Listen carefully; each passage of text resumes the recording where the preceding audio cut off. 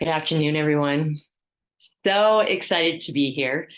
And without having to totally state the obvious, yes, I am on crutches. You may ask why I am on crutches. I will say this, I have had a lot of fun in my life, and I believe in the power of healing, and I believe I will continue to heal, but it was not going to stop me. It was not going to stop me from being here today. That's how important this day was and is for me and for all of you. And I believe the next hour is going to be really special. And I'm just going to encourage all of you to open your hearts, your minds, your souls, get rid of what you're thinking about on the outside world right now, and be here, be in this magical moment around each other. And I believe that in the next hour, you could change the trajectory of your life. You could change what 2023 looks like. Can all of you do that with me today? Yes. Yay, I'm so excited, so excited. So who am I? Who am I? My name is Jennifer Watson, and my biggest passion is to help all of you leaders, really heal yourself, heal your pain, heal your mind, body, soul, and tap into your unique leadership frequency so you can give your deeper purpose of impact to the world. It's such a passion of mine, and I hope today you're going to come out of here feeling more confident as a person, as a human being, as a leader than you ever did before. And I'm so super excited to be here. So I don't know about the rest of you, but I'm excited about this talk today. And what is this talk about? It's about stepping out of fear into confidence, no matter the stage of life that you are in. I don't know about the rest of you, but I want to be confident. How many of you want to be confident? Right? Yes. How many of you realize when you're confident, you are more successful? Yes. How many people, no matter the environment, no matter what gets thrown at them, no matter the adversity, no matter the hurdle, that you can just bulldoze through, just run straight through with confidence, knowing who you are and that you can attain anything you want? Yes. Can I get an amen? Yes. And that's what we're going to talk about today, how to tap into your confidence and run your race you were meant to run in this beautiful life that you have. And so before we get going on how to really tap into that confidence, let's really look at what confidence is and what it is not. So confidence is not action, everyone. It's actually a noun, and it's the state of a certain truth you believe to happen for something or someone. A state of certainty, everyone, a state of certainty of a truth about something or someone. It's a state of being. It's not an action. It's not a state of doing.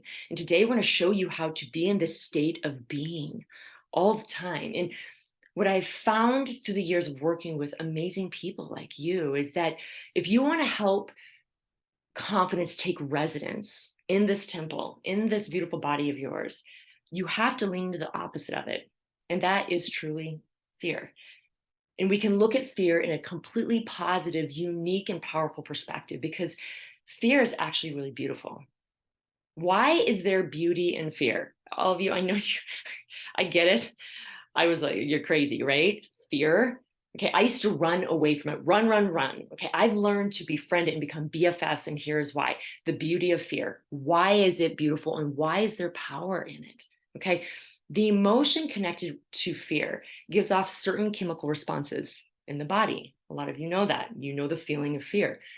The emotion of excitement gives off the same chemical responses in the body. The brain literally doesn't know any difference between the emotions. It just dumps in a bunch of chemical responses. Think about that. Yet, fear and excitement are in way different frequencies. You guys look at the screen right now. If you've ever seen the map of consciousness, it was developed by Dr. David Hawkins.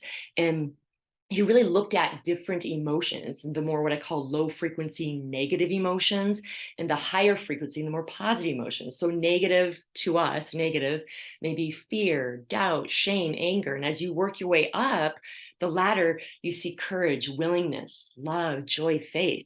Okay. And those are higher frequency words or higher frequency emotions. So think about this. We give the same chemical response, but they're on different frequencies. You guys, this is good news, because frequencies, they're currencies, they're things that we can shift, we can change to work in our advantage.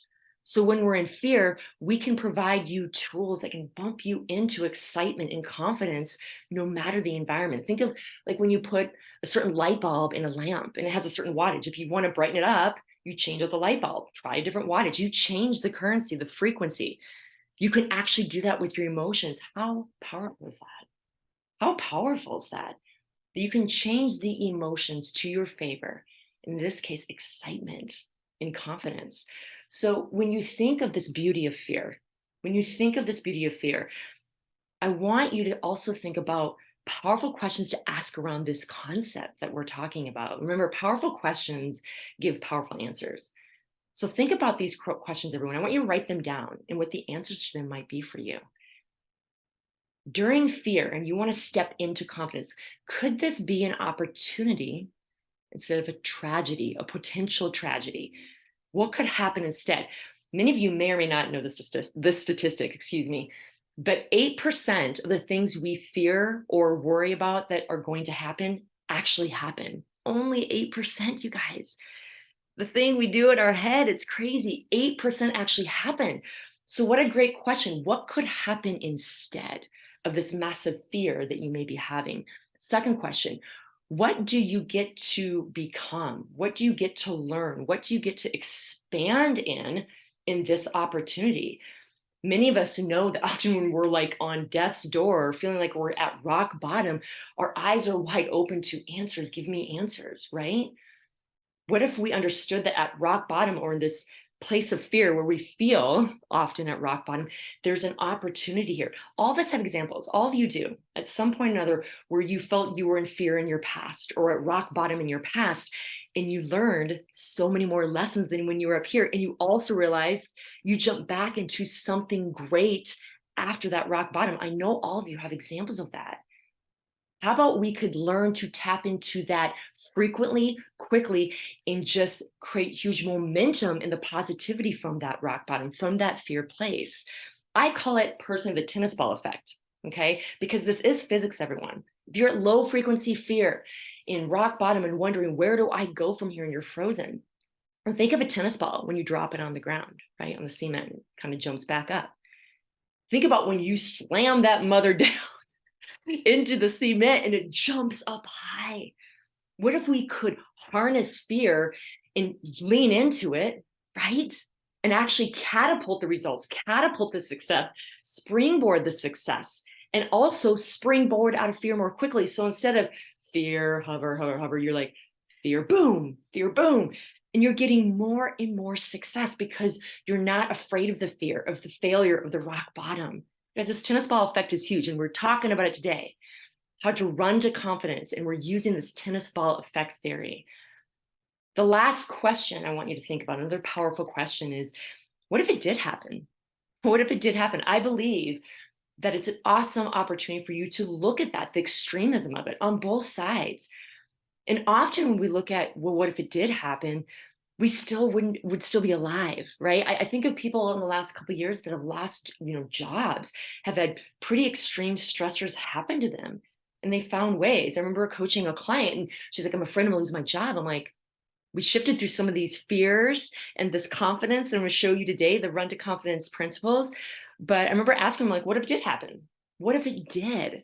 And she's like, well, it wouldn't be ideal, but I could like hang out and sleep at my parents' house for a while till I figured it out. And that started calming her. And she realized even at the most extreme worst of the fear, she was still going to be okay. And she would figure it out in the long run. So think about these powerful questions. Think about the beauty of fear, right? We just talked about how we can shift it because it's a frequency, and how we can use these questions now to amp us into success, to propel us to success. So how can we do that, everyone?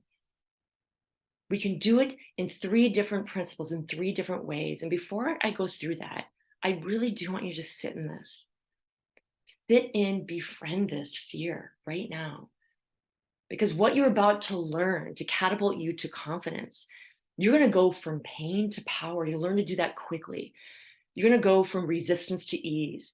You're going to go from freeze to action. There was a study done in the last couple of years during, since 2020, and they did a survey actually on people and what they felt, how many hours they experienced suffering.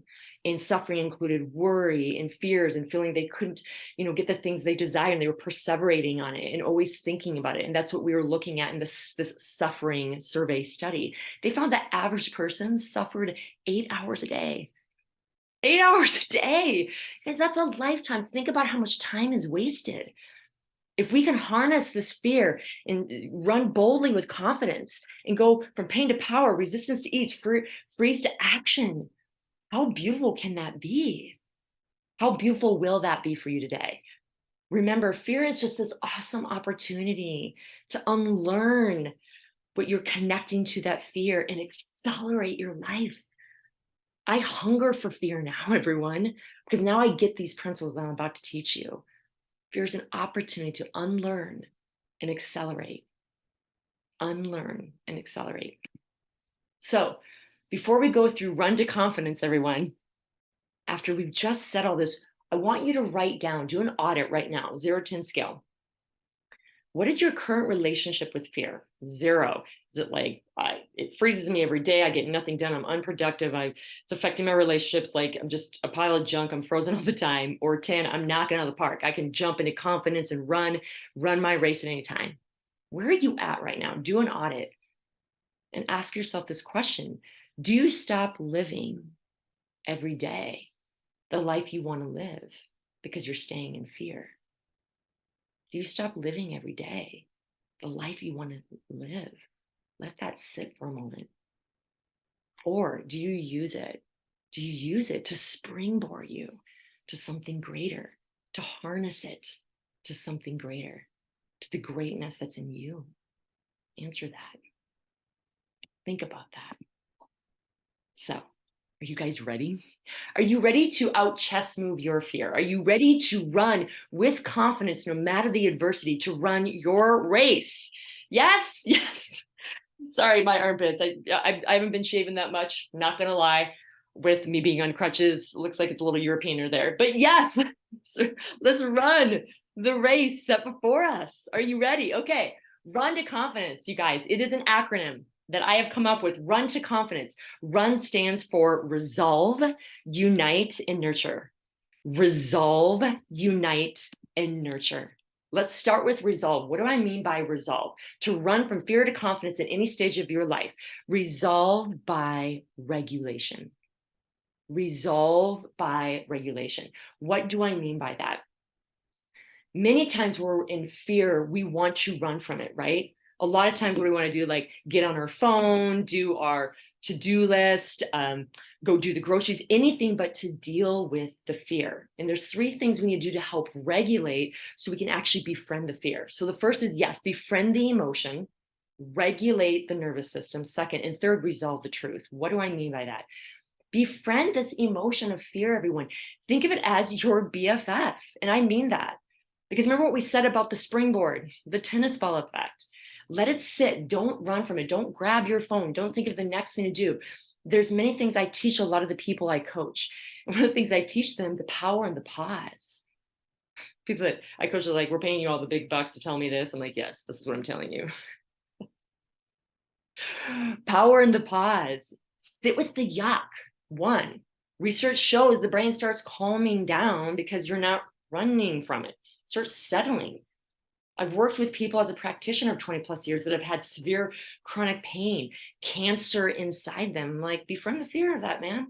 Hang with it. Like, are you kidding me? You guys, when we create resistance to inflammation in the body, it creates more inflammation. This is true with emotions. You guys, this is research-based. When we can sit with the emotion and not let it hang out forever, and that's what happens when we get distracted on our phone and do things to not deal with it or hang with it, the inflammation continues, the perseveration of fear continues. But what if you just sat with it? You befriended it, you hung out, just sit. Be surprised how it starts calming. Your brain goes, okay, she's okay with this emotion. First step. Second, in regulation, regulate your nervous system. I remember when I first got into Tony Robbins, I used to do all these incantations like, I'm great, I'm going to get this business, blah, blah, blah. And behind in my mind, I was going, I think I suck, I'm not good enough. How many of you have done that? You're like, I don't feel that. Why?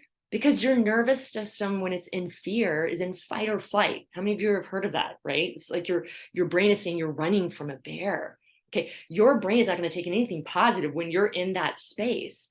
So we have to learn how to regulate the nervous system. I do a whole framework on this with a lot of my leaders that I work with, because they have obviously fires to put out every day, and how can they pull it back in to get productive? Okay, there's a lot of different tools and frameworks I use, but what I'm going to give you today is just think of one thing you can do or one place you can go that you feel safe. Maybe it's sitting in your favorite, couch, or on your favorite couch in your house. Maybe it's going out in nature if you can do that at that moment when you're feeling it. Maybe it's, drawing. Maybe it's just sitting and meditating with the sun on you. Because think about that. Start writing those things down that feel safe to you. I'm not saying happy and joy, but just safe and comforting. Maybe it's tea. That's the start. Okay. There's a lot of things we go in detail when you work with me that can really help pull it more quickly. But this is a start. Say again to your brain, I'm okay with this, and I'm going to do something that feels safe to you. Okay. The third component is resolve the truth. Now that you're chilled out a little bit, that you're chilled out, what is one truth about you? And by the way, it doesn't have to be about the current thing you're afraid of. Maybe it's something that you can tell your brain that this is what's true about me. Maybe a gift, maybe something you've conquered in the past, maybe something good that happened to you that you were grateful for today that is true. Again, you're creating integrity with your brain that it's okay. You're creating symmetry with your brain. So you're feeding it something that it does believe too. And it's sitting in a state of calm now. And you'll find you start gaining this momentum, then you have more truths coming out. You're resolving a truth right there. It's like when you catch a dog pooping on the ground. I don't know why I'm thinking about that right now. And you catch in the act, right? And you correct him, right? Right here, this is, you got to catch your brain in the act. You got to out chest move it and resolve with the truth, one truth. This is how you resolve and regulate the fear and start bumping up in frequency, bumping up a little bit in clarity, bumping up toward that excitement, toward that confidence. First stage, the U for run. Okay, you guys, I love this stuff. I love talking about this stuff. Unite to the greater cause, unite to the bigger vision. What do I mean by that? I mean, three different things. You need to embody the conviction. You need to witness your tribe, and you need to unite to a bigger vision. So let's go through these three, okay?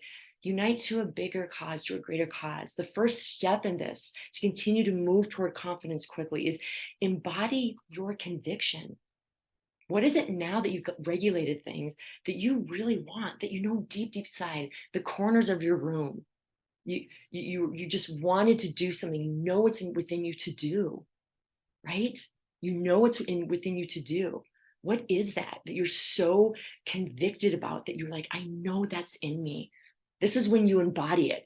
This is when you think about it, envision it, see it, smell it, taste it. Who else is in the room? What are you saying? This is also the time where you start moving it through your body, this new energy. You are embodying it, all five senses, everyone, and intuition, which we're not going to go through today. Something I teach in my courses to wrap and seal the deal, to use your unique and powerful intuition that you women have an edge on over men. Love my men. We can teach it to them too, but this is a powerful space to be. Embody it. All five senses. Feel it. Move it through. I love to dance. Many of you that follow me, you know I love to dance. Run, do something, dance, jumping jacks. Start letting the body feel something different. Now you get to witness your tribe. You're realizing that this goodness that's coming through you, this confidence that's coming through you, is now actually affecting and is contagious to the tribe around you. I remember, you guys, when I was in track, some of my favorite races were actually relays. They weren't even the ones where I won individually. They were relays. And I remember a race that was coming up, the 4x4. My tribe, my other three people, we were going to kick butt on this 4x4 relay. We knew we were going to win. Well, my twin sister had an injury and she had to pull out. And also we had to have a replacement. And also we looked like we were going to go from winning. Now we were barely going to hold on to second. And on paper, our times were not going to be as good. And I remember pulling my team aside. I was so afraid because it was kind of between us, and another team, and this was going to seal the deal in the championship. And I was afraid. I remember regulating this first slide, right? And then stepping into confidence and knowing I would run a good race. I'd run the anchor leg and I was going to run it, but I needed them to do it too. And as I stepped into them and I met with them prior to the race, they could feel my energy, my confidence. They witnessed me. And I said to them, hey, you guys, you're going to each have to run the race of your life. And if you do, and you get me close enough, I'll overtake her. I'll do my part. And I got to see something shift. All of a sudden, my confidence, you guys, I get emotional about this. My confidence was shifting the environment to my favor. I could see them shifting into confidence. Resolve is about moving through an environment that's not to your favor. This next step of confidence is shifting it to your favor, because now you're stepping into your confidence and they feel it. And I got to witness them running on the track, and each of them were doing their PRs, their personal records, and I was so proud. And then I grabbed the baton as the anchor, and I was still behind by a pretty big amount, but closer than we expected. And they all ran their race. And guess what happened with that? I'll tell you in a second, after I get through with my third point here. Witness your tribe. Let them feel it so they can feel their courage and confidence come into play.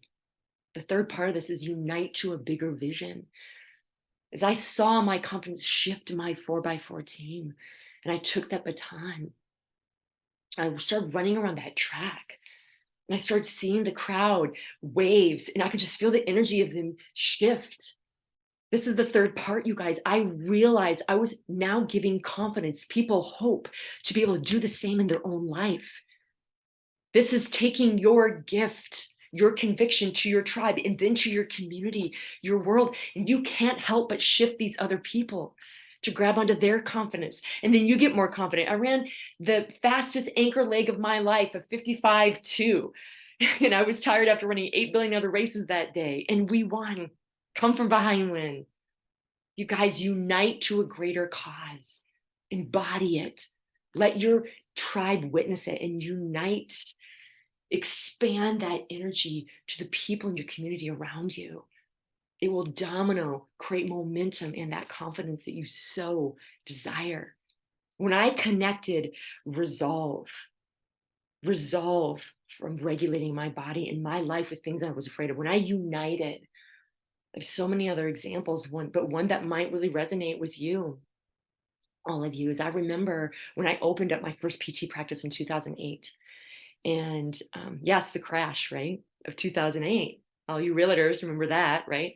Crash of 2008. And I remember all my mentors, all the people I respected the most said, don't do it, Jen, you have a great business plan. You're good, you're motivated, you're courageous, but you're going to fail. And I remember sitting in the corner of my room, dark room, and I was afraid. I remember going through these stages of regulation. I remember thinking, no, I'm convicted. I need to unite a better way of wellness, to give healing in a different way that's more impactful to the world. I was so inspired, so impassioned about it, and utilized my intuition. I felt God literally come down and say, if you don't do this now, you're never going to do it. And I knew I needed to be this person so I could get others to get courage to do the same and engage their health in a more powerful way and unite people in a powerful state of mind, body, soul wellness. Well, guess what, you guys? Guess how 2008 turned out? I did open my practice. And me and Uber did just fine that year. They might have made a little more money than me, but I made money. I'd taken out a huge ass loan, everybody. And I paid that mother back and hired beyond that. Unite to a greater cause. Resolve to regulation and unite to a greater cause. Third, we're coming to the home stretch, everyone. Nurture your new identity. Nurture your new identity. What do I mean by this? 3 different components here, everyone. You want to look at amplifying your gifts, accelerating your fulfillment, and nurturing your calling. What do I mean by amplify your gifts, you guys? These are your superpowers. These are things that, like, yes, Jen, this is what my best friends would say about me, but the people that know me the best, like, these are my superpowers that always show up no matter the environment. You want to amplify those. You need to practice. And how do you do that? You need to practice your gifts in adversarial situations, in tough situations. I literally in the past have taken my gifts and purposely gone into adversarial situations, you guys, to amp up my superpowers, to amp up my unique gifts, because it gave me more confidence. Because I watched the environment shift because I had a gift to bring to the table. This is what you guys need to do with your gifts. Amplify your superpowers, not just your gifts, the superpowers that you know that are your gifts, but you find just jump out at you when you're in adversity. Then go out and purposely be in an adversarial area, an environment, and practice. Practice makes perfect. And you see that boosting of your gifts and this new identity of confidence and this quietness of fear happening. You are experiencing a new identity when you've gone through these two first phases, everyone. You've peeled the layers and you're getting your power. Now you can unleash these new gifts that maybe you didn't see before. And maybe you did, but now you're going to fan them by practicing in adversarial environments. Second, you're going to accelerate your fulfillment. How do you do this? And what do I mean? You guys find what you're excited about, what you're passionate about, what your craft is, and refine it. Get fulfilled by just refining your craft, enjoying this journey, being on your playground. Get giddy about that and get neutral in the outcome. Get neutral in the outcome. Be fulfilled. Be fulfilled with refining the craft, with the play day of it. I've gotten so excited on days of just doing my craft, and I wasn't making any money that day. But guess what happens, you guys? When you fill your cup, fill your vessel, fill your temple with things that you're good at and that you're passionate about, guess what icing on the cake is? You get more fulfillment of the other things you want, the money, the relationships, the impact to millions, whatever it is, whatever your goal is, you guys, trust me, I will back it. I don't care how crazy it is. Ask me and I will get on the phone with you and cheer you on. And the bonus piece to accelerating your fulfillment, to be giddy about refining your craft, is guess what? When you're feeling that day, say, yes, thank you, creator. I want more. Give me more. Receive more. The creator wants to do a dance with you in this fulfillment. Trust it. Don't stop it. Don't put the brakes on. Run straight down that woods, down that path, you guys. Don't get lost in translation, the trees. Refine it. Keep those blinders on to what your fulfillment is. And that confidence will continue to move forward. I remember when I was working with a client, and she was really nervous. She was about to invest in a company and become an owner of a company. And she was so nervous to invest this money. And she said to me, Jennifer, I don't know if I have as good a skill set and gifts as the person that owned this company before. I'm nervous about that. I'm having fear. I'm lacking confidence. I'm not sure if my superpowers and my craft, my passion that I want to get better at is enough to move this company forward. I'm not her. And I remember saying to her, I'm like, don't be her, be you. Let's refine your identity. Let's refine your gifts. Let's refine what gives you passion. Let's move it forward because you can do it. Guess what happened to her? She bought that practice and has accelerated that practice way beyond the owner that had it before. And guess who that owner was? Me.